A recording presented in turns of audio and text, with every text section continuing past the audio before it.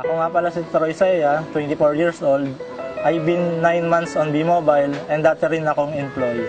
Nakita ko si B-Mobile through Facebook lang. Siyempre, hanap-hanap sa Facebook. Then nakita ko mayroong pinost sa akin si Cherilyn yung nag-invite sa akin. Sabi ko, ano to? So pinanood ko yung video. Kasama ko yung mama ko, nanood kami. Sabi niya, maganda yung negosyo, maliit yung puhunan. And lahat naman ng tao may cellphone, target market natin. Ang di lang ako medyo naniniwala sa kitaan na ganun kalaki yung pwedeng kitain. Sabi ko, kung ganun kalaki, siguro wala nang empleyado ngayon, lahat nagbi-B-Mobile na. Kinontak ko si Miss Cherilyn, so yun, and-explain niya sa akin through cellphone, tinawagan siya. Then nag-set kami ng appointment, nagkita kami. Kahit hindi ko siya kilala, alam ko gusto niya akong umasenso rin na magbago rin yung buhay. So, umattend ako ng presentation. Dati talaga medyo skeptic ako, negative akong tao eh. Nanood ako ng presentation, and-explain na sa akin. Hindi pa rin ako naniwala. Sabi ko, imposible talaga eh. Then, nag-research ako syempre kung legal ba talaga. So, nakita ko legal naman, kumpleto naman sa papeles. Then, kinontak ko si Miss Cherilyn. Nagkita kami sa galleria, sa main office. So, I decided na try natin, walang masama. Yung 4,000, kung naloko ko, hindi kumita, okay lang, at least I try.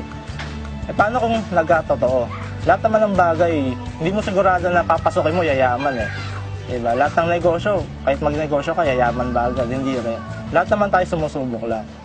Yung pagsali ko, syempre excited ako mag-invite, yun pala yung mali. Dapat pala pagsali mo, aaralin mo muna. Lahat ng negosyo kailangan aralin mo muna bago mo simulan. Dahil sa mentor ko si Sir Romil at sa Team Titans, tinulungan nila ako. Meron kaming technical support group, lahat ng tanong ko, and meron din ng B-Mobile na customer service, 24 hours, nasasagot. So, doon ako natuto. Tapos, after malaman ko yung negosyo, doon ko na sinimulan. Nung wala pang B-Mobile, sweldo ko, minimum.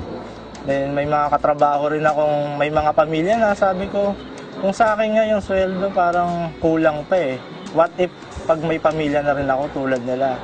So laging yung plan B nila is 5-6. Sabi ko, hindi pwede maging yun ang plan B mo. Dapat meron kang plan B na negosyo. So yung first check ko, yung nakita ko, sabi ko, totoo pala.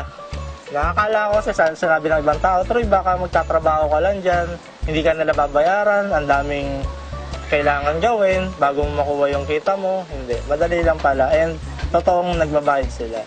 Yung earnings ko sa B-Mobile, malaking natulong sa akin. Nabibili ko yung gusto kong bilhin, kakain ako sa gusto kong kainan, pwede kong ilabas yung pamilya ko, mama ko, nakapagbibigay na ako ng pera sa kanya. Kahit hindi naman ganun kalaki, at least alam ko, hindi na ako pabigat sa pamilya namin, yung kapatid ko, kung kailangan niya, nag-aaral pa rin siya ngayon, kung kailangan niya ng sa thesis niya, napagbigay na rin ako. So, malaking tulong si B-Mobile.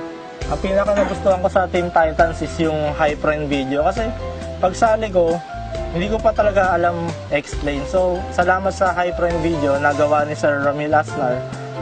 Ang laking tulong na yun na yung nag-explain ng negosyo. And dahil na rin sa Team Titans, hindi naging ganong kahirap dahil meron tayong Facebook group, technical support group, meron tayong mga technical trainings, technical documents, lahat kompleto. Hindi reason ang pagiging nasa abroad para mahirap gawin ang negosyo. Sumali kayo sa taong alam nyo makakatulong sa inyo, sa grupong makakatulong sa inyo. So, umpisa medyo mahirap talaga. Pero dahil sa grupo namin, sa Team Titans, yung grupo na ng Team Titans yung mag-aangat sa iyo eh. Tutulungan ka talaga na 100% support. Lalo na sa mga mentor mo, magtitiwala ka lang sa kanila, hindi ka nila ipapahamak. Dito hindi naman to kung sino nauna, sino nahuli. Hindi naman kailangan mabilis ka or mabagal. Ang importante, nagtutuloy-tuloy ka. Hindi ka kahit anong discouragement, hindi ka basta-basta mag-quit. At importante that may tiwala ka sa sarili mo.